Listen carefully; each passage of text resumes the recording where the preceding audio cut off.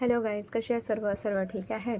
तर आज मी आत्ता आले ट्युशनवरून आल्यानंतर आता बनवायचा काय तो विचार केला, तर काही समजत नव्हतं काय बनवायचं. मग त्याच्यानंतर सासूबाई म्हणाल्या की मसाले भात कर, वाटाणे आहेत त्याच्यानंतर गोबी आहे, मस्त मसाले भात कर.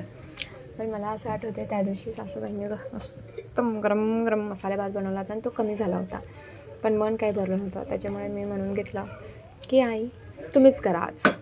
मग सासूबाई म्हणाल्या, आहे आपलं काम माझ्यावर नाही झाडलं हो.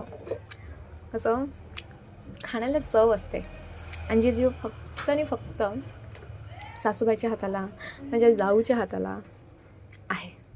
माझ्या हाताला बिलकुल चव नाही आहे. आता हात नाही खाऊन पाहिला कोणी, पण माहीत नाही यार, मी बहुत ट्राय करतो स्वयंपाक चांगला करण्याचा, पण माझ्या हातून स्वयंपाक खरंच काही चांगला होत नाही.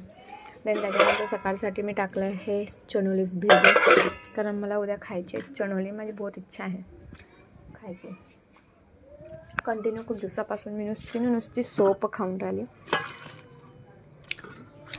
माहीत नाही मला काय झालं आहे, पण मला सोप बहुत आवडायला लागली आहे आजकाल. सोप खाण्यात मी माहेर झालेली आहे.